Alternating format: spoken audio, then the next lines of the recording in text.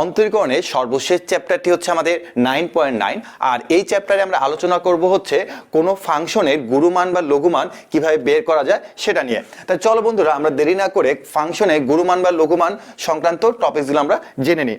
তো প্রথমে আমি এখানে যদি একটা বক্ররেখা অঙ্কন করি, ধরুন এখানে একটা আমি বক্ররেখা অঙ্কন করলাম। তো আমি প্রথমে এইরকম একটা পয়েন্ট নিচ্ছি যেটাকে আমরা চরম বিন্দুও বলতে পারি। তো এই বিন্দুটাকে আমি বলতেছি হচ্ছে গুরুমান। এখন গুরুমান বলতে সাধারণত কি বোঝানো হয়? গুরুমান বলতে অ্যাকচুয়ালি তোমার ওয়াই এর ভ্যালুটাকে বা তোমার কোটির মানটাকে বোঝানো হয়, এটা আমরা ওয়াই এর ভ্যালু বলে থাকি। তাহলে এটাই হচ্ছে আমাদের গুরুমান। ওকে, এখন কথা হচ্ছে যে এই যে পয়েন্টটা আছে এই পয়েন্টটার বামে এবং ডানেও কিন্তু গ্রাফটা আছে। তাহলে আমরা একটু চিন্তা করি যে এই পয়েন্টটার বামের এবং ডানের গ্রাফটা আসলে কিভাবে আছে। তুমি একটু চিন্তা করো যে এই পয়েন্টটার বামের গ্রাফটা কিন্তু ধীরে ধীরে উপরের দিকে উঠতেছে, আর এটার ডান পাশের গ্রাফটা কিন্তু ধীরে ধীরে কি বলতো নিচের দিকে নামতেছে। তাহলে এরকম যদি কখনো কোনো পয়েন্ট পাই তাহলে তাকে আমরা কি বলতে পারি বলতো? আমরা চরম বিন্দু বলতে পারি। তাহলে এখান থেকে আমরা গুরুমানটা বের করতে পারবো। আচ্ছা, একই রকম ভাবে আমি যদি এই পয়েন্টটার কথা বলি তোমাকে, তাহলে তুমি বললো যে ভাই এই পয়েন্টটাকে আমরা এখান থেকে আমরা এখানে যে ওয়াই এর ভ্যালুটা পাবো সেটা হচ্ছে আমাদের লঘুমান। তাহলে এই পয়েন্টটার ক্ষেত্রে আমরা যদি চিন্তা করি তাহলে এই পয়েন্টটাতে আসলে গ্রাফটা আমাদের কিভাবে আছে। তুমি যদি চিন্তা করো যে এটা বামে যে গ্রাফটা আছে সেটা কিন্তু তোমার ধীরে ধীরে কি বলতো আমাদের নিচে নামতেছে, আবার ডানের যে পোর্শনটা বা অংশটা আছে এটা ধীরে ধীরে কিন্তু উপরের দিকে উঠতেছে। তার মানে আমাদের লঘুমানের ক্ষেত্রে আমরা যদি এই পয়েন্টটার কথা চিন্তা করি তাহলে বামে গ্রাফটা উপরে উঠবে, ডানের গ্রাফটা নিচে নামবে। আর এটার ক্ষেত্রে আমাদের কি হচ্ছে দেখো তো, যে বামে গ্রাফটা নিচে নামতেছে, ডানের গ্রাফটা কি বলতো উপরে উঠতেছে। আচ্ছা, এখন কথা হচ্ছে যে একটা বক্ররেখা বা একটা ফাংশনের ক্ষেত্রে সব সময় কি গুরুমান লঘুমান থাকবে, নাকি অনেক সময় গুরুমান থাকবে আবার অনেক সময় লঘুমান থাকবে, আবার অনেক সময় কোনোটা নাও থাকতে পারে, এরকম হতে পারে। তো দুই একটা আমি যদি তোমাকে এক্সাম্পল দিই তাহলে তুমি জিনিসটা ক্লিয়ারলি বুঝতে পারবে। আমি যদি তোমাকে এরকম কোনো একটা গ্রাফ দেই তাহলে এই গ্রাফের ক্ষেত্রে তুমি কিন্তু কখনোই লঘুমান বা সর্বনিম্ন মান কিন্তু খুঁজে পাবে না। এটার ক্ষেত্রে তুমি শুধুমাত্র গুরুমানই খুঁজে পাবে। তার মানে দেখো এখানে একটা চরম বিন্দু আছে, তাহলে আমি বলতে পারি যে হ্যাঁ এখান থেকে আমাদের গুরুমান পাওয়া সম্ভব, কিন্তু কি মান পাওয়া সম্ভব না বলতো? লঘুমান পাওয়া সম্ভব নয়। আবার আমি যদি তোমাকে এখন এরকম একটা গ্রাফ দেই, এই গ্রাফের ক্ষেত্রে তুমি কিন্তু শুধুমাত্র কি মান পাবে বলতো? তুমি শুধুমাত্র লঘুমান পাবে। ওকে, আর এটার ক্ষেত্রে আমরা কি পাচ্ছিলাম? গুরুমান পাচ্ছিলাম। তার মানে এই বক্ররেখা বা এই ফাংশনের ক্ষেত্রে শুধুমাত্র গুরুমান পাওয়া সম্ভব, এটার ক্ষেত্রে শুধুমাত্র লঘুমান পাওয়া সম্ভব। আবার আমি যদি কখনো তোমাকে এরকম কোন একটা গ্রাফ দিতাম, এরকম একটা গ্রাফ দিলাম, তাহলে এটার ক্ষেত্রে তুমি দেখো যে গুরুমান পাওয়া যাবে কয়টি? দুটি, আর লঘুমান কয়টি পাওয়া যাবে? অত একটি পাওয়া যাবে। আবার যদি আমি তোমাকে কখনো একটা স্ট্রেট লাইন দিয়ে দিলাম, একটা সরলরেখা দিয়ে দিলাম, তাহলে এখানে কিন্তু তুমি কোনো গুরুমান বা লঘুমান পাবে না। কারণ আমি তোমাকে গুরুমান বা লঘুমান পাওয়ার জন্য এখানে যে ডেফিনেশন দিয়েছিলাম সেটা কিন্তু তুমি এখানে পাচ্ছ না। তার মানে মনে রাখবে যে স্ট্রেট লাইন বা সরলরেখার ক্ষেত্রে কিন্তু কখনো কোনো গুরুমান বা লঘুমান পাওয়া সম্ভব নয়। তাহলে আমরা মোটামুটি এতটুকু শিওর যে হ্যাঁ ভাইয়া গুরুমান বা লঘুমান আসলে কোনো বক্ররেখা বা কোনো ফাংশনে একটা হতে পারে, দুটো হতে পারে, আবার অসংখ্য হতে পারে। ভাই অসংখ্য হওয়ার একটা আপনি এক্সাম্পল দিলে খুব ভালো হয়। আমরা যদি সাইনের গ্রাফটা যদি অঙ্কন করি, সাইনের গ্রাফটা যদি অঙ্কন করতে থাকি তাই তুমি দেখবা যে এখানে গুরুমান কিন্তু অনেকগুলো আছে, আবারও লঘুমান কিন্তু অসংখ্য আছে। তার মানে আমাদের সাইনের গ্রাফটা কিন্তু গুরুমান বা লঘুমান তুমি যাইবো না কেন অসংখ্য আছে। ওকে, তাহলে এখন কথা হচ্ছে যে ভাইয়া এই যে গুরুমান আর এই যে লঘুমানটা আছে, এই গুরুমান বা লঘুমানটা আসলে বের করার যে প্রসেসটা আছে বা পদ্ধতি আছে সেই পদ্ধতিটা আসলে কি? চলো বন্ধুরা, কোনো একটা বক্ররেখা বা কোনো একটা ফাংশনের ক্ষেত্রে আমরা সাধারণত কিভাবে তার গুরুমানটা বা লঘুমানটা স্টেপ বাই স্টেপ করতে পারি, চলো সেটা আগে আমরা দেখে আসি। এখনকার আলোচনার টপিকস হচ্ছে গুরুমান এবং লঘুমান। এই গুরুমান এবং লঘুমানে যে স্টেপগুলো আছে সেই স্টেপগুলো আগে আমরা জেনে নিই, দেন আমরা এখান থেকে আমরা বেশ কিছু ম্যাথ করে ফেলবো। তো চলো বন্ধুরা আমরা আমাদের সেই স্টেপগুলোর কাছে চলে আসি। তো প্রথমে তুমি লক্ষ্য করো যে আমি কিন্তু এইখানে একটা সাইন এক্স এর গ্রাফ অঙ্কন করেছি। তো এই যে সাইন এক্স এর গ্রাফটা আমি অঙ্কন করেছি, তো এখানে কিন্তু তুমি লক্ষ্য করো যে এই পয়েন্টটাকে আমরা বলি কি বলতো? গুরুমান। এটা আমাদের কি বলতো? লঘুমান। এটা গুরুমান, এটা লঘুমান। তারপর আমি একটু আগে বলেছিলাম কিন্তু যে আমাদের সাইন এক্স এর গ্রাফের মধ্যে অসংখ্য গুরুমান আছে, আবার অসংখ্য লঘুমান আছে। ওকে, তাহলে এখন একটা কাজ করি যে আমার এই যে এখানে গুরুমান পাওয়া যাচ্ছে, এখানে আমি একটা স্পর্শক টানবো, এখানে আমি একটা স্পর্শক টানবো, আমি এই পয়েন্টে একটা স্পর্শক টানবো, এই পয়েন্টে একটা স্পর্শক টানবো। অর্থাৎ আমার গুরুমান আর লঘুমান যে যে পয়েন্টগুলোতে আছে প্রত্যেকটা পয়েন্টে আমি একটা কাজ করবো, সেটা কি স্পর্শক টানবো। তা এই যে আমি এখন স্পর্শকটা টানলাম, এই স্পর্শকটা আসলে কি বলতো? এক্স অক্ষের সমান্তরাল না? সেটা গুরুমানের ক্ষেত্রে হোক বা সেটা লঘুমানের ক্ষেত্রে হোক, স্পর্শক তো এক্স অক্ষের সমান্তরাল। হ্যাঁ ভাই, স্পর্শক এক্স অক্ষের সমান্তরাল। তাহলে ভাই স্পর্শক যদি এক্স অক্ষের সমান্তরাল হয়, আমি আগের টপিকে আমাদের বুঝেছিলাম যে স্পর্শক এক্স অক্ষের সমান্তরাল হলে সেখানে ঢালটা হবে 0, আর ঢাল যদি 0 হয় তাহলে ওই পয়েন্টে অবশ্যই তার ডিফারেন্সিয়েশন কত? 0। ঠিক আছে, গুড। তাহলে আমরা মনে রাখবো যে আমরা গুরুমান বের করি বা আমরা লঘুমান বের করি, তার প্রথম যে ডিফারেন্সিয়েশনের ভ্যালু সেটা সবসময় কি হবে বলতো? 0-এর সমান হবে সবসময়ের জন্য। যদি ভাই কোনো 0 না হয় তাহলে ভাই এখান থেকে গুরুমান বা লঘুমান বের করা সম্ভব হবে না। ওকে, তাহলে আমাদের প্রথম ডিফারেন্সিয়েশনটা সবসময় কত হবে? 0 হবে। ওকে, তাহলে আমি এখন চাচ্ছি যে এই গ্রাফটাকে আমি ডিফারেন্সিয়েশন করে তার গ্রাফটা আমি এই পজিশনে বসাবো, অর্থাৎ এটা যে আমার 1 নাম্বার গ্রাফ হয়, 2 নাম্বার গ্রাফটা আমার কি হবে? তার প্রথম ডিফারেন্সিয়েশন হবে, অর্থাৎ ডিডিএক্স মানে হচ্ছে ফার্স্ট ডিফারেন্সিয়েশন। ওকে, তাহলে আমি যদি তোমাকে বলেই দিলাম যে এই পয়েন্টটার ডিফারেন্সিয়েশনগুলো কি বলতো? 0। তার মানে এইটার ডিফারেন্সিয়েশন যদি তোমার 0 হয়ে যায় তাহলে তুমি এই জায়গাতে 0 বসিয়ে দাও, অর্থাৎ এই পয়েন্টটা এখানে আসবে। ঠিক আছে, একই রকম ভাবে এই পয়েন্টটা এখানে আসবে, এটা এখানে আসবে, অর্থাৎ গুরুমান আর লঘুমানগুলো তোমার জাস্ট 0 জায়গায় বসে যাচ্ছে। ওকে, এখন বাকি যে গ্রাফটা আছে, বাকি গ্রাফটা আমি এখানে কিভাবে স্থাপন করব? আমরা কিন্তু সাধারণত জানি যে আমি যদি কখনো তোমাকে এরকম যদি কোনো একটা কার্ভ দিই, তুমি যদি এখানে তোমার এখন একটা স্পর্শক অঙ্কন করো, তাহলে এই স্পর্শটা কিন্তু অবশ্যই তোমার ঢালটা কিন্তু পজিটিভ হবে এই স্পর্শকে। কেন? কারণ এটা কিন্তু তোমার কি বলতো? রাইজিং একটা গ্রাফ। বা তোমার গ্রাফ যদি কখনো এরকম হয়, তো তুমি যদি এখানে কখনো একটা স্পর্শক অঙ্কন করো, তাহলে সেই স্পর্শকটা তোমার ঢাল দেবে কি বলতো? নেগেটিভ। ওকে ভাইয়া, তাহলে আমি এখন এখান থেকে তোমাকে নর্মালি সাধারণত কি বোঝাবো? দেখো যে আমাদের এই পয়েন্টটার ক্ষেত্রে আমি যদি এই গ্রাফটা চিন্তা করি, পাশের টুকু, এই গ্রাফটা কিন্তু দেখি উপরে উঠতেছে। তার মানে এটা যেহেতু উপরের দিকে উঠতেছে, তার মানে তার ঢাল হচ্ছে পজিটিভ। আর ঢাল যদি পজিটিভ হয় তাহলে তুমি তার গ্রাফটা এখানে কিভাবে অঙ্কন করবে? তুমি তার গ্রাফটা এভাবে অঙ্কন করবে। এখন দেখো বাকি যে গ্রাফটুকু পড়ে আছে, এই গ্রাফটুকু তোমার ধীরে ধীরে কি হচ্ছে বলতো? এই গ্রাফটা তোমার ধীরে ধীরে কিন্তু তোমার নিচের দিকে নামতেছে। আর নিচের দিকে যদি নামে তাহলে তার স্পর্শ তুমি যদি এখানে অঙ্কন করো কোন একটা পয়েন্টে, তুমি দেখবে যে তার ঢাল হচ্ছে নেগেটিভ। তার মানে ঢাল নেগেটিভ হলে তুমি এটাকে এই নেগেটিভ দিকে চিন্তা করো। একই রকম ভাবে আমি যদি এখন এতটুকু গ্রাফের কথা চিন্তা করি, এটা ধীরে ধীরে উপরের দিকে উঠতেছে। আর উপরের দিকে যদি উঠে তাহলে তুমি মনে রাখবে এখানে স্পর্শক অঙ্কন করলে সেটা কি হবে? পজিটিভ হবে। তাহলে আমি এখানে জাস্ট এভাবে চিন্তা করলাম, এটা পজিটিভের দিকে। একই রকম বাকিটা হলো নেগেটিভ দিকে, এরপরটা পজিটিভ দিকে চলে থাকবে গ্রাফটা। ওকে, তাহলে তুমি একটু নর্মালি চিন্তা করো, আমি এখানে যে গ্রাফটি পেয়েছি সেই গ্রাফটা কিন্তু আসলে কি বলতো? কজ এক্স এর গ্রাফ। আসলে কিন্তু সেটা হওয়ার কথা ছিল, কারণ সাইন এক্স কে ডিফারেন্সিয়েট করলে কি পাওয়া যায় বলতো? কজ এক্স পাওয়া যায়। তাহলে আমরা কিন্তু এখানে পেয়ে গেলাম কি বলতো? Y equal to cos x এর গ্রাফ। ওকে, তার মানে প্রথম ডিফারেন্সিয়েশনে আমি সাইন এক্স কে ডিফারেন্সিয়েট করে কি পেলাম? কজ এক্স পেলাম। ওকে, এখন আমি 3 নাম্বার স্টেপে চাচ্ছি যে এটাকে আমি আরেকবার ডিফারেন্সিয়েশন করতে যাচ্ছি। অর্থাৎ আমার এখানে যেটা ছিল তোমার y equal to f of x, আমি যদি এখানে এভাবে লিখি তাহলে এটা ছিল আমার f প্রাইম x, তাহলে এটা হবে আমার কি বলতো? f ডাবল প্রাইম x হবে। তাহলে এটা গ্রাফটা আসলে কি হবে সেটা একটু আমি দেখি। তো প্রথম কথা হচ্ছে কি, দেখো যে আমার এই যে পয়েন্টগুলো আছে, এই যে পয়েন্টগুলো আছে, এই পয়েন্টগুলো অর্থাৎ আমার ফার্স্ট টাইম ডিফারেন্সিয়েশন করার পরে আমি এখানে যে গুরুমান বলো না, বা যে সর্বোচ্চ পয়েন্ট বা যে সর্বনিম্ন পয়েন্টগুলো পাচ্ছি সেগুলোকে যদি আমি এখন ডিফারেন্সিয়েশন করে ফেলি, তাহলে তুমি দেখবা যে এই পয়েন্টটা চলে যাবে কি এইখানতে, এই পয়েন্টটা কই যাবে বলতো? এইখানটা আগের বারের মতোই। আবার এই পয়েন্টটা কই যাবে বলতো? এখানে যাবে, অর্থাৎ এই পয়েন্টটা এখানে, এই পয়েন্টটা এখানে। ওকে, তাহলে এখন ভাইয়া এই বাকি গ্রাফটুকু আপনি এখানে কিভাবে লিখবেন? নর্মালি চিন্তা করো যে এই গ্রাফটা ধীরে ধীরে নিচের দিকে নামতেছে, তার মানে নেগেটিভ দিকে। এই গ্রাফটা উপর দিকে উঠতেছে, তার মানে পজিটিভ দিকে। নিচের দিকে নামতেছে, নেগেটিভ দিকে, পজিটিভ দিকে, নেগেটিভ দিকে, পজিটিভ দিকে, এবার চলতে থাকবে নর্মালি গ্রাফ। তাহলে অ্যাকচুয়ালি এই যে গ্রাফটা আমি পেলাম, এটা আসলে কার গ্রাফ বলতো? এটা আসলে মাইনাস সাইন এক্স এর গ্রাফ। তাহলে আমরা এখান থেকে একটা সিদ্ধান্ত নিতে পারি কি, দেখো যে আমি যখন এই গ্রাফটাকে যখন আমি প্রথমবারের মতন ডিফারেন্সিয়েশন করেছিলাম, ঠিক আছে, তখন আমার এই পয়েন্টটা এখানে এসে কি হয়ে গেছিল বলতো?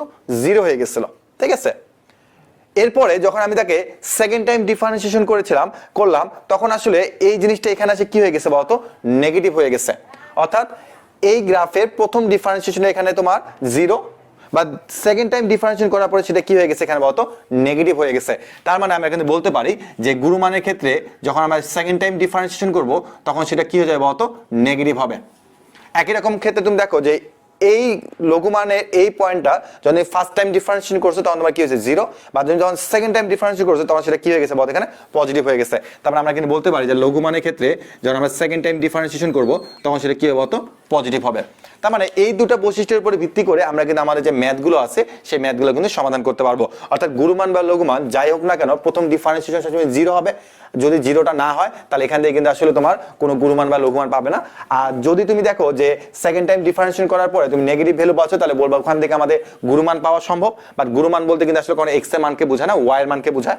আর যদি কখনো তুমি দেখো যে সেকেন্ড টাইম ডিফারেন্সিয়েশন করার পরে পজিটিভ কিছু বের হচ্ছে, তাহলে তুমি বলবে সেখান থেকে কি পাওয়া সম্ভব, লঘুমান পাওয়া সম্ভব। বা গুরুমান বা লঘুমান যাই হোক না কেন সেখানে অ্যাকচুয়ালি ওয়াই এর ভ্যালুটাকে বোঝানো হয়। তাহলে চলো বন্ধুরা, আমরা এতক্ষণ ধরে যা যা শিখলাম সেগুলো আমরা এখন আমাদের ম্যাথের মধ্যে প্রয়োগ করে ফেলি। তা আমাদের যে ম্যাথগুলো আছে বইয়ের মধ্যে সেই ম্যাথগুলোকে আমরা এখন টাইপ অনুযায়ী করে ফেলবো। গুরুমান এবং লঘুমান এই সংক্রান্ত যাবতীয় ইনফরমেশনগুলো আমরা কিন্তু জেনে গেলাম। এখন আমরা জানবো হচ্ছে যে আমাদের বইয়ের মধ্যে যে ম্যাথগুলো আছে সেই ম্যাথগুলোকে আমরা কিভাবে স্টেপ বাই স্টেপ করতে পারবো।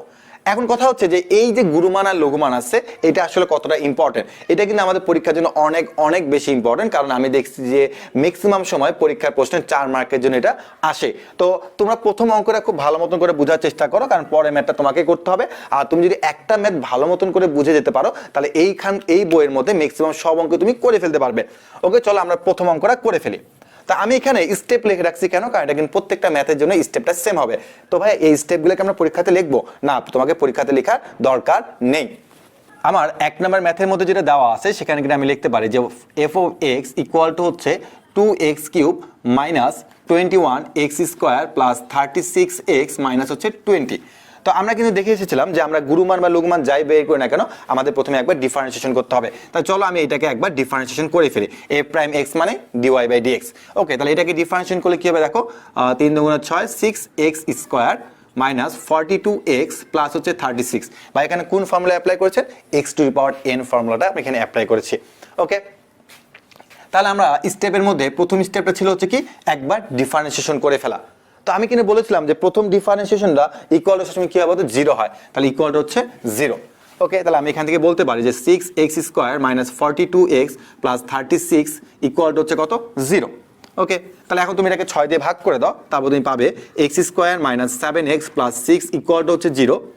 এরপরে আমরা এখান থেকে যদি মিডল টার্ম করি তাহলে আমরা পাবো হচ্ছে 6 একে 6।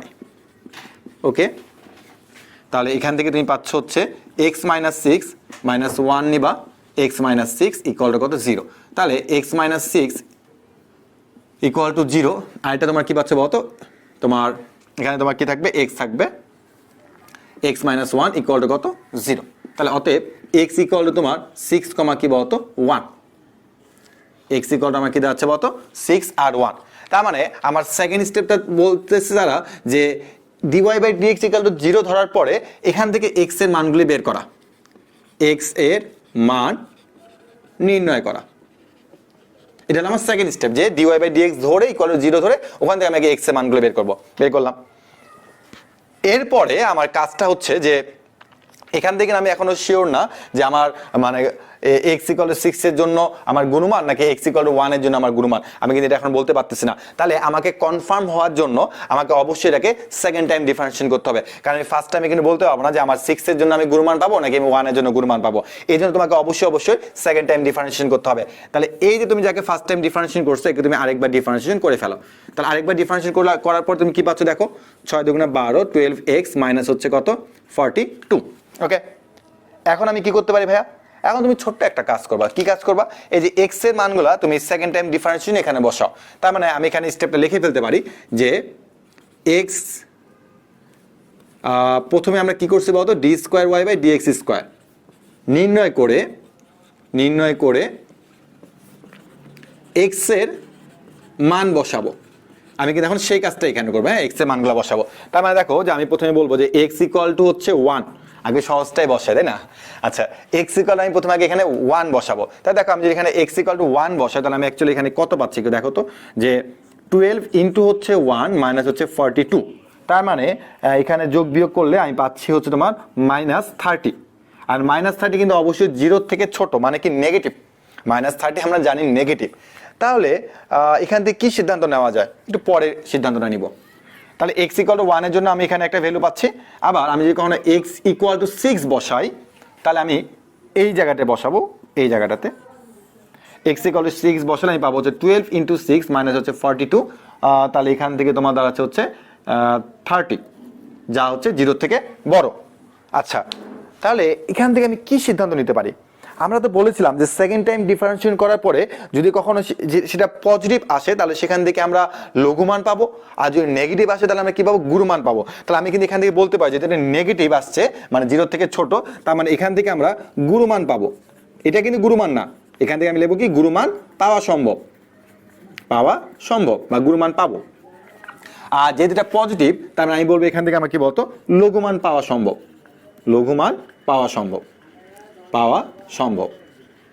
তাহলে আমরা এতটুকু শিওর যে এখন আমি যদি এক্স এর মান এখানে 1 বসাই, আমাদের মেইন ফাংশনটা দেওয়া ছিল, কোনো ডিফারেন্সিয়েশনের জায়গায় বসাবে না, আবার আমাদের মেইন ফাংশনটা দেওয়া ছিল, আমি যদি এখানে যদি আমি এখন 1 বসাই তাহলে আমি এখান থেকে যে মানটা পাবো সেটা আমার সর্ববৃহৎ মান। বা আর আমি যদি এখন তোমার এই x = 6 এখানে বসাই তাহলে আমি এখান থেকে যে মানটা পাবো সেটা হচ্ছে আমার কি বলতো?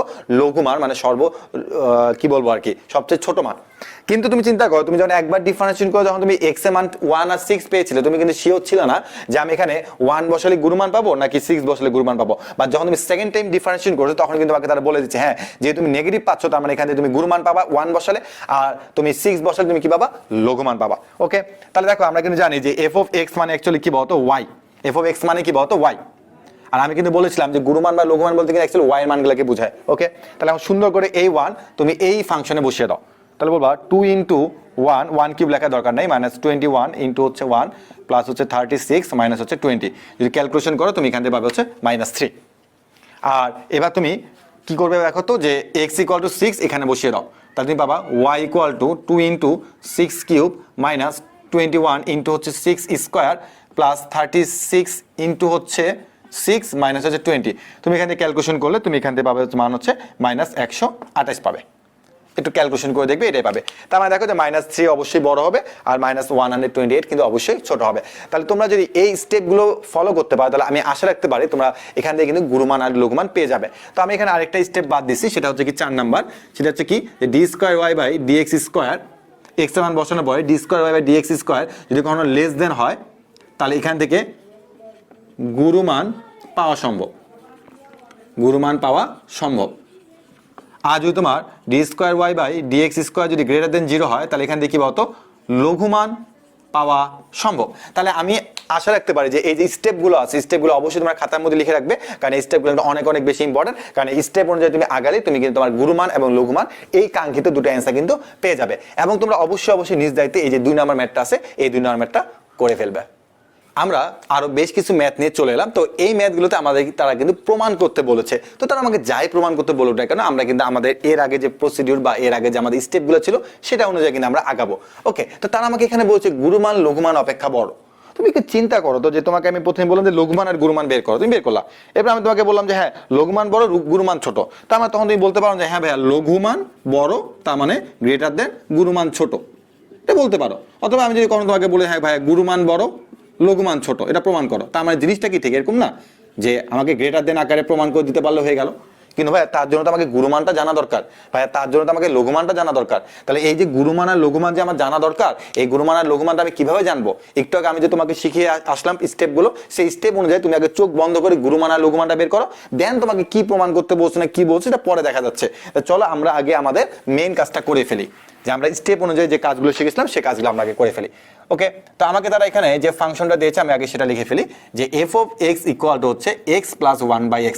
তো আমি প্রথমে তাকে একবার কি করবো? ডিফারেন্সিয়েশন করবো। তাহলে x = 1 হবে, এবং আমি কিন্তু বলেছিলাম যে 1/x এর ডিফারেন্সিয়েশন একটু মনে রাখবা, সেটা হচ্ছে -1/x²।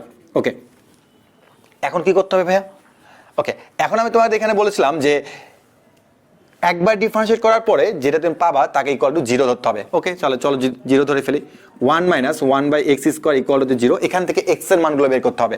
ওকে, তাহলে আমরা এখান থেকে পাবো হচ্ছে 1/x² হচ্ছে কত? 1। তাহলে অতএব x² হচ্ছে 1, তাহলে অতএব x হচ্ছে কত? +-1।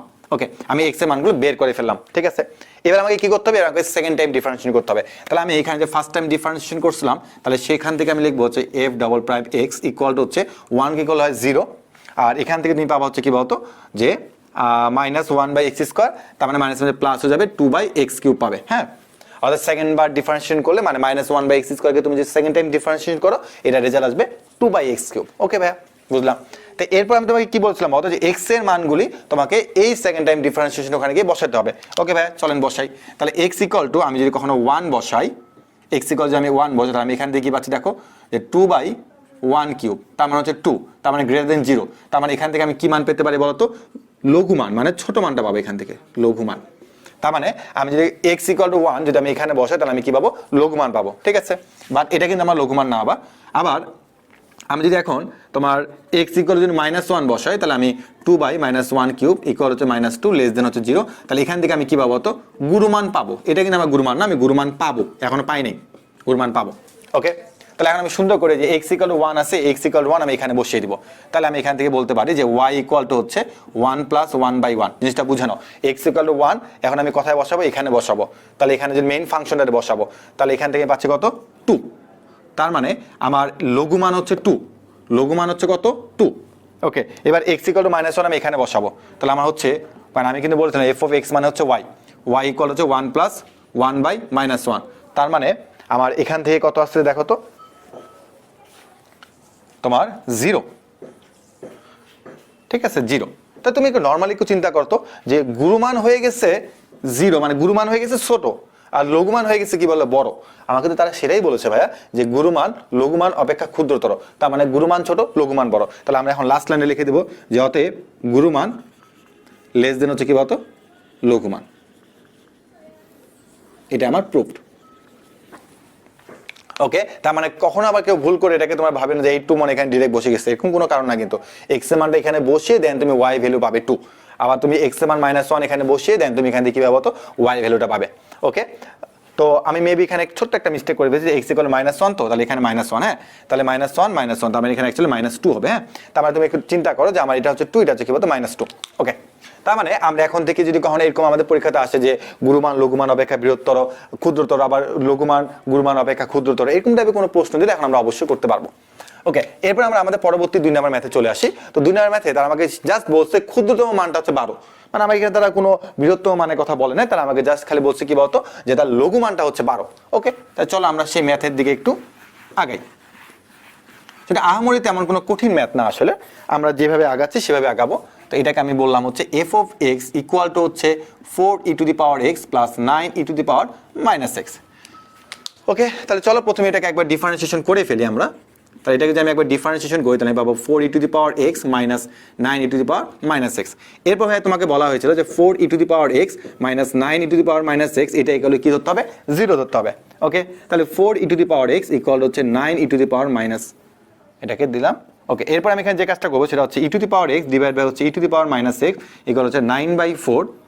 এরপরে তোমরা এখান থেকে বলতে পারো যে ভাইয়া e⁻x হোল স্কয়ার লেখা যায় কিভাবে ভাইয়া, কারণ এই -x যদি উপরে তাহলে কি হবে +x, তার মানে e⁻x হোল স্কয়ার লেখা যায় বা e⁻2x, একই কথা। ওকে, আর এখানে তোমার 3/2 হোল স্কয়ার। তাহলে আমি এখান থেকে শুধুমাত্র বলতে পারি যে e⁻x ইকুয়াল হচ্ছে আমার কত, 3/2। ওকে, e⁻x ইকুয়াল হচ্ছে কি 3/2, এটাকে আমি এভাবে রেখে দিলাম। তুমি এখান থেকে x এর ভ্যালুটা বের করতে পারো, বাট আমি চাচ্ছি না, আমি চাচ্ছি এইভাবে এটাকে রেখে দেবো। এরপর আমি কি করব, এরপরে আমি যাকে ফার্স্ট টাইম ডিফারেন্সিয়েশন করছিলাম এবার তাকে আমি সেকেন্ড টাইম ডিফারেন্সিয়েশন করব। ওকে, সেকেন্ড টাইম ডিফারেন্সিয়েশন করলে কি আসতেছে, সেকেন্ড টাইম ডিফারেন্সিয়েশন করলে আমার এইটা আসতেছে। কেন, কারণটা হচ্ছে 4e⁻4x মানে এটাই আসবে, আবারও এই মাইনাস আর এই মাইনাস মিলে প্লাস হয়ে যাচ্ছে, তার মানে ঘুরে ফিরে কিন্তু অ্যাকচুয়ালি প্রথমটাই পাচ্ছ। ঠিক আছে, বাট এখানে মনে রাখবে ফার্স্ট ডিফারেন্সিয়েশন আর এখানকার মানে তোমার ফার্স্ট ডিফারেন্সিয়েশন করার পরে আমি কিন্তু এই রেজাল্টটা পেয়েছি, আর ভাবি না যে আমি এটাকে দেখে কপি করে বসাচ্ছি, এটা মিলে গেছে, তো আমার এখানে কিছু করার নাই। ওকে, এখন আমি এখানে কি করব দেখো, যে আমি এখানে যে তোমার e⁻x ইকুয়াল যে 3/2 বের করে রাখছি, তো তুমি এখানে ইচ্ছা করলে x ইকুয়াল বের করে রাখতে পারতে, আমি চাচ্ছি না। তাহলে আমি এখানে কি করব, আমি এখানে এই e⁻x ইকুয়াল 3/2 আমি এখানে বসিয়ে দিব। তা দেখো তো যদি বসিয়ে দিই তাহলে আমার কি হচ্ছে, 4e⁻x এর ভ্যালু কত, 3/2 প্লাস 9 ইন্টু তোমার e⁻−x এখানে আছে, হ্যাঁ, মানে আমি বের করছি কি বলতো e⁻x বের করছে, তার মানে একবার e⁻−x বলতে অ্যাকচুয়ালি এটাকে উল্টিয়ে দিতে হবে, 2/3 লিখতে হবে, 2/3, অর্থাৎ e⁻x মানে 3/2 ঠিক আছে, বা যখন তোমাকে বলবো e⁻−x মানে অ্যাকচুয়ালি জিনিসটা উল্টে গেছে, উল্টে যাওয়া মানে এই 3/2 কে উল্টাই দিতে হবে, তাহলে 2/3। ওকে, তাহলে আমার এখান থেকে কত হচ্ছে দেখো, 3 × 6, 3 × 6 মানে কত, 12। অনেকে বলে তো ভাই অ্যান্সার চলে আসছে ভাই 12, এই যে মিলে গেছে, প্রুফড। জিরো দিবে, জিরো, কারণ এখনো মিলে নাই।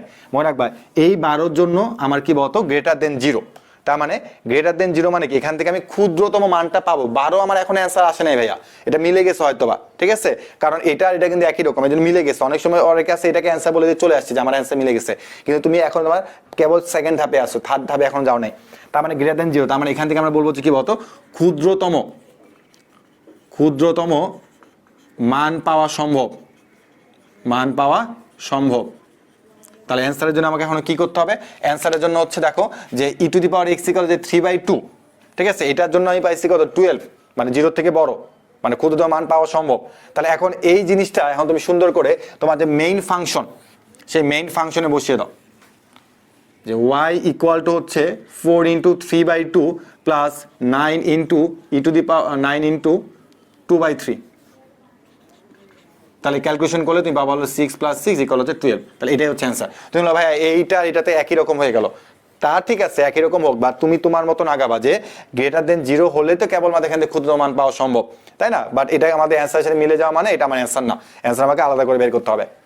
ওকে, তো আমি আশা রাখতে পারি যে তোমাদের যদি কখনো এরকম টাইপের ম্যাথ দিয়ে দেয় যে ক্ষুদ্রতম মান এরকম বা বৃহত্তম মান এরকম, তোমরা কিন্তু অবশ্যই বের করতে হবে। বাট অবশ্যই তোমাকে কিন্তু স্টেপগুলো সবগুলো অতিক্রম করে দেন তোমাকে ওয়াই ভ্যালুটা বের করে কিন্তু তাদেরকে বলতে হবে। ওকে, তো আমাদের এখানে লাস্ট যে ম্যাথটা, এরকম টাইপের ম্যাথ অনেক সময় পরীক্ষাতে আসে যে এর কোনো বৃহত্তম বা ক্ষুদ্রতম মান বের করা সম্ভব নয়। তো এটা আবার কেমনে ভাই, চলো একটু দেখি। তা আমি যদি তোমাকে বলি যে বৃহত্তম মান বা ক্ষুদ্রতম, অর্থাৎ তোমার গুরুমান বা লঘুমান বের করা যে প্রথম যে স্টেপটা ছিল, প্রথম যে তোমার শর্ত বা বৈশিষ্ট্য ছিল সেটা কি বলতো, যে তাদের ডিফারেন্সিয়েশন রেজাল্টটা অবশ্যই কি হতে হবে? শূন্য হতে হবে। dy/dx = অলওয়েজ কত হবে? শূন্য হবে। তো যদি কোনো শূন্য না হয় তাহলে কিন্তু তুমি সেখান থেকে গুরুমান বা লঘুমান পাবে না। ওকে, তাই চলো এটাতে আমরা একটু যাই। f(x) = হচ্ছে x³ - 3x² + 6x প্লাস হচ্ছে 2। চলো এটাকে প্রথমে আমরা একবার ডিফারেন্সিয়েশন করে ফেলি। তাহলে আমি পাচ্ছি 3x² - 3 × 6x প্লাস হচ্ছে কত 6। তা আমরা সাধারণত কি লিখতাম বলো তো, যে এটা ইকুয়াল টু আমি 0 লিখে অঙ্কটা আগাতাম। কিন্তু তোমাকে অবশ্যই এখানে একটু আগে খেয়াল রাখতে হবে যে আসলে কি এটা ইকুয়াল টু 0 হওয়া সম্ভব নাকি সম্ভব না। তো কিভাবে আমরা চিন্তা করবে এটাকে?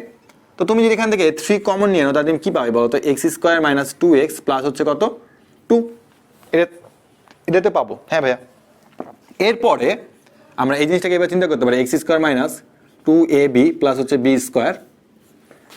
প্লাস হচ্ছে 1। অর্থাৎ তোমাকে এখানে যেটা লিখছি আমি সেটা এইভাবে লিখলাম, ঠিক আছে ভাই, বুঝলাম এটাও।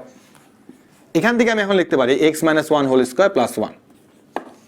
ওকে, তো ভাই কি হয়েছে? এটা হইলো তো কি সমস্যা? আমি আমার মধ্যে ইকুয়াল 0 দিয়ে আগাই। কিন্তু তুমি চিন্তা করো যে তুমি এখান থেকে কখনো 0 বা নেগেটিভ পাবা কিনা, এখান থেকে কখনো 0 বা নেগেটিভ পাওয়া সম্ভব কিনা। হ্যাঁ, তুমি দেখো একটু চিন্তা করবা যে আসলে কি সম্ভব কিনা। তুমি একটু চিন্তা করো যে আমার এখানে যে লাইনটা আসছে তার মধ্যে একটা টার্ম হচ্ছে x - 1² তাই না? এখানে x - 1² আছে, ঠিক আছে। তো এই যে x - 1² আছে, এখান থেকে কখনো কি নেগেটিভ আসবে? না, নেগেটিভটা আসবে না। তাই নেগেটিভ যদি না আসে, মানে ধরো তোমার x মান -1, তার -2 এর উপর হোল স্কোয়ার 4 হয়ে গেছে। তার মানে তুমি কখনোই এখান থেকে তুমি নেগেটিভ আনতে পারবে না। তো যদি এখানে কোনো 1 হয় তাহলে 1 - 1 মানে 0। তার মানে তুমি সর্বনিম্ন মানটা পাচ্ছ কত? 0। তার মানে x - 1² এই পুরো টার্মটা থেকে তুমি কিন্তু সর্বনিম্ন মানটা পাচ্ছ 0। এখান থেকে নেগেটিভ জীবন আসবে না, ঠিক আছে ভাই, বুঝলাম। তার মানে এখান থেকে সর্বনিম্ন মানটা যদি তোমার 0 হয়, 0-র সাথে 1 যোগ করলে 1, 1 এর সাথে আবার 3 গুণ করলে 3। তার মানে মনে রাখবে ভাইয়া যে এখান থেকে বা এটা ইকুয়াল টু তুমি কখনোই 0 নিয়ে আসতে পারবে না। তো এটা ইকুয়াল টু কখনো যদি 0 নিয়ে আসা সম্ভব না, তাহলে আমরা বলবো যা সর্বদাই ধনাত্মক, যা সর্বদাই ধনাত্মক। এটা আসলে কিন্তু সর্বদাই ধনাত্মক হবে। এখান থেকে তুমি কোনো 0 পাবে না, নেগেটিভও পাবে না। কারণ আমি আবারও বলতেছি যে এখান থেকে তুমি কিন্তু সর্বনিম্ন পাবে হচ্ছে 0, মাইনাস জীবনে পাবে না। তা মাইনাস যদি পাওয়া সম্ভব না হয় তাহলে এটা তুমি জীবনে কখনো 0 বানাতে পারবে না। তার মানে মনে রাখবে যে যা সর্বদাই ধনাত্মক। তাহলে সমস্যা হয়ে গেল ভাইয়া যে dy/dx = আমরা যেটা পেলাম সেটা ইকুয়াল টু আমরা কোনো 0 বলতে পারতেছি না। তাহলে 0 যদি তুমি বলতে না পারো তাহলে এখান থেকে কোনো গুরুমান বা লঘুমান পাওয়া সম্ভব নয়। তারপর তুমি বাংলাতে লিখে দিবে যে তোমার যেহেতু এখান থেকে সর্বদা ধনাত্মক মান পাওয়া সম্ভব হচ্ছে, তার মানে এই ফাংশনের কোনো বৃহত্তম বা ক্ষুদ্রতম মান নেই। তো আমি আশা রাখতে পারি যে তোমাদের অন্তরীকরণ চ্যাপ্টারের যে 9.9 এর মধ্যে বৃহত্তর বা ক্ষুদ্র বা তোমার গুরুমান বা লঘুমান, ম্যাক্সিমাম, মিনিমাম যাই বলো না কেন, এই সংক্রান্ত তোমাকে যে কোনো ম্যাথ দিলে তোমাকে অবশ্যই পারবে। আর আমি এখানে চেষ্টা করছি যে বিভিন্ন বোর্ডে ম্যাথগুলো করে দেওয়ার জন্য। তোমরা বলো ভাই এখানে জাস্ট এই কয়েকটা ম্যাথ কেন, কারণ আমি দেখছি যে বিভিন্ন বোর্ডের সামনে এই টাইপের ম্যাথে আসে। তোমরা যদি বলো যে ভাই আমি এর থেকে আরো তো অনেক কঠিন কঠিন ম্যাথ আছে, এগুলা কেন করাচ্ছে না, এটা তোমার দরকার নাই, কেন তুমি করতে যাবা? কারণ বোর্ডে যে তোমার এগুলোই এনাফ, এবং বিভিন্ন ভার্সিটি যখন তুমি পরীক্ষা দেবে ভার্সিটিতে তুমি দেখবে যে এগুলো থেকে তারা অঙ্ক দিচ্ছে, এর বাইরে সাধারণত অঙ্ক দেয় না। ওকে, তো এখন আমি তোমাদের পুরো অন্তরীকরণ অর্থাৎ লিমিট এবং ডিফারেন্সিয়েশন এই দুটো চ্যাপ্টার যেখানে কম্বিনেশন করে দেওয়া আছে, তো আমি কিন্তু তোমাদের ফার্স্ট টু লাস্ট পুরোটাই কিন্তু একদম টাইপ ওয়াইজ দেখানোর চেষ্টা করছি যে এই টাইপের মধ্যে কোন কোন ম্যাথ আছে বা এই টাইপের মধ্যে কোন কোন ম্যাথ আছে। তো আমি সাধারণত কলেজ লেভেল সেম কাজটাই করতাম যে এক টাইপের মধ্যে যে ম্যাথগুলো থাকতো আমি সেই ম্যাথগুলোকে আগে বাছাই করে নিয়ে দেন আমি সমাধান করতাম। এতে আমার লাভটা কি? এতে আমার লাভটা হতো যে আমি বুঝে যেতাম হ্যাঁ ঠিক আছে এই টাইপের মধ্যে এই ম্যাথগুলো আছে, তখন আমার কাছে করতে একটু সহজ মনে হতো। এবং আমি দেখছি যে আমি যখন বিভিন্ন ধরনের কোচিং ও ক্লাস নিতাম তারা একই রকম বলতো যে ভাইয়া টাইপ ভাবে করালে আমাদের জন্য সুবিধা হয়। তো আমি কিন্তু তোমাদের পুরো ডিফারেন্সিয়েশনটা কিন্তু আমি তোমাদের টাইপ ভিত্তিক ভাবে করানোর চেষ্টা করছি। তো আমি চাই যে তোমরা অবশ্যই এই ক্লাসগুলো তোমাদের সুন্দর করে নোট করে রাখবে, কারণ মনে রাখবে যে নোট করার মাধ্যমে তোমার কিন্তু আসলে প্র্যাকটিস হয়ে যাবে। আর তুমি যত বেশি ম্যাথ প্র্যাকটিস করবে তোমার কিন্তু তত ভুল হওয়ার সম্ভাবনা কমে যাবে। তো বেস্ট অফ লাক। আমাদের অন্তরীকরণ 9.9 দিয়ে আমরা আমাদের এই চ্যাপ্টারটি ক্লোজ করতেছি, এবং আমি চাবো যে তোমরা অবশ্যই আমাদের গ্রুপের মধ্যে পুরো লিমিট এবং অন্তরীকরণ এই পুরো আমাদের চ্যাপ্টারটির উপর তোমরা নোট আমাদের গ্রুপের মধ্যে সাবমিট করবে, এটাই তোমাদের কাছে আমি আশা করি। তো আমরা আমাদের পরবর্তী আমাদের লেকচারটি হচ্ছে আমাদের যোগজীকরণ নিয়ে। তাহলে ভালো থেকো, সুস্থ থেকো।